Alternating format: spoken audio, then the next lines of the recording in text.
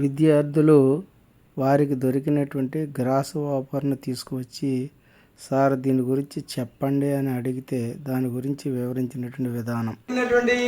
ఈ కీటకం పేరు గ్రాస్ వాపర్. ఏంటిది? గ్రాస్ వాపర్. ఇప్పుడు గ్రాస్ వాపర్ను మనం గమనిస్తే ఇది ఆర్థ్రోపోడా వర్గానికి చెందినటువంటి జీవి. ఆర్థ్రో అంటే అతుకులు, పొడా అంటే కాళ్ళు. చూడు ఇక్కడ అతుకులు కలిగిన కాళ్ళు గల జీవులు. చూసారా అతుకులు ఎలా ఉన్నాయి? చూసారా ఎలాగా ఉన్నాయా? కీళ్లు కలిగినటువంటి కాళ్ళు అన్నమాట. ఇటువంటి కీళ్లు కలిగిన కాళ్ళు గల జీవుల్ని ఆర్థ్రోపోడా వర్గంలో ప్రవేశపెట్టారు.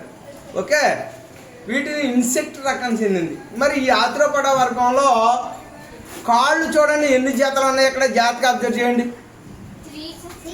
3 pairs. ఎన్ని ఉన్నాయి? 3 pairs ఉన్నాయి. ఇందులో ఎన్ని ఉన్నాయి? 3 జతల కాళ్ళు ఉంటాయి. తర్వాత రెక్కలు ఎన్ని ఉన్నాయి? జాతగా అబ్జర్వ్ చేయండి. ఇక చూడండి, బయట 2, చూడండి లోపల.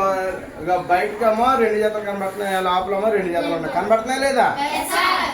2 జతల రెక్కలు. ఇప్పుడు తల భాగం చూడండి. తల అలాగే ఉదరం అనేటువంటి ఇలా 3 భాగాలుగా విభజించబడి ఉంటారు. ఇప్పుడు ఇందులో గమనిస్తే ఎన్ని జతల రెక్కలు ఉన్నాయి? చెప్పాలా? 2 జతల రెక్కలు ఉన్నాయి. ఎన్ని జతలు ఉన్నాయి? 2 జతల రెక్కలు ఉన్నాయి. మరి కాళ్ళు ఎన్ని ఉన్నాయి? కాళ్ళు ఎన్ని ఉన్నాయి? 3 pairs. ఎలా ఉన్నాయి కాళ్ళు?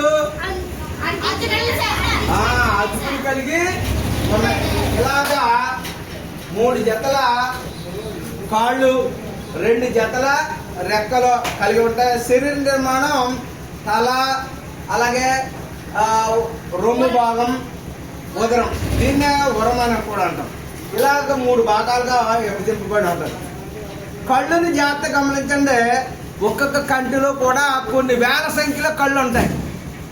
కొన్ని వేల సంఖ్యలో కళ్ళు ఉంటాయి. ఈ కళ్ళన్నీ కలిసి ఒక కన్నుగా తయారవుతుంది. దీన్నే సంయుక్త నేత్రము, దీన్నే కాంపౌండ్ ఐస్ అని అంటాం. ఏమంటాం? కాంపౌండ్ ఐస్ అని అంటాం. మరి ఇది గాలి ఎలా పీల్చుకుంటుందో తెలుసా? మనలాగా దీనికి ఏముంటాయంటే, మనకి గాలి పీల్చుకోవడానికి ఏముంటాయి? ఊపిరితిత్తులు ఉపయోగపడతాయి, లంగ్స్ ఉపయోగపడతాయి. మరి కీటకాలలో గొట్టాల లాంటి నిర్మాణాలు ఉంటాయి లోపల. వాటిని ఏమంటాం? వాయునాళాలు అని అంటాం. ఏమంటాం? వాయునాళాలు, ట్రాకియా అని అంటాం. ఈ ట్రాకియల్ సిస్టమ్ అనేది ఉంటుంది అన్నమాట దీనిలో గాలి పీల్చుకోవడానికి. ఓకేనా? గాలి పీల్చుకోవడానికే ట్రాకియల్ సిస్టమ్ అని అంటాం. ఈ కీటకాలలో జీవిత చరిత్రలో ఎన్ని దశలు ఉంటాయో తెలుసా? స్టేజెస్. ఇది గుడ్లు పెడుతుందిరా. గుడ్లు ఫస్ట్ స్టేజ్. ఆ గుడ్డు నుంచి బయటికి పిల్ల వస్తుంది, దాన్ని లార్వా అంటాం. అది 2వ స్టేజ్, లార్వా. 3వది పియోపా అనేది వస్తుంది, బాగా డెవలప్ అయింది, పియోపా స్టేజ్. 4వది ఇది, దీన్ని అడల్ట్ స్టేజ్ అని అంటాం. ఏమంటాం? పెద్దది. ఇలాగా 4 స్టేజెస్ ఉంటాయి కీటకాలలో. ఎన్ని స్టేజెస్ ఉంటాయి? 4 స్టేజెస్ ఉంటాయి. కీటకాలలో గుడ్లు పెడుతుందా, పిల్లలు కంటదా? గుడ్లు పెడుతుంది కాబట్టి దీన్ని ఏమంటాం? ఓవిపారస్. ఏమంటాం? ఓవిపారస్. ఓకే, ఇటువంటి కీటకాలు చూడండి. దీని యొక్క రెక్కలు చూడండి, మొక్కల యొక్క కలర్ లోకి కలిసిపోయింది. ఇది ఆకులో గమనించండి. ఆకులో ఈనులు ఎలా ఉంటాయో వెనేషన్స్ సేమ్ అదే విధంగా వెనేషన్స్ మాదిరిగానే ఉన్నాయి. అర్థమైందా? ఇలాంటి కీటకాల వల్ల మనకు ఉపయోగాలు ఉన్నాయి. అర్థమైందా? ఇటువంటి కీటకాలు ఏం చేస్తాయి?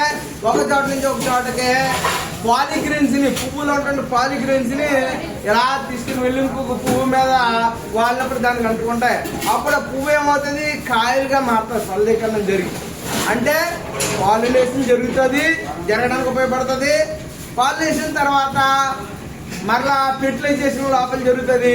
అప్పుడు ఆ పువ్వు కాయగా మారడం అనేది, విత్తనాలుగా ఏర్పడడం అనేది జరుగుతుందన్నమాట. మరి పువ్వులు కాయలు ఏర్పడాలంటే ఇటువంటి కీటకాలు అవసరం. మరి ఇటువంటి కీటకాలకు హాని కలగజేయచ్చా?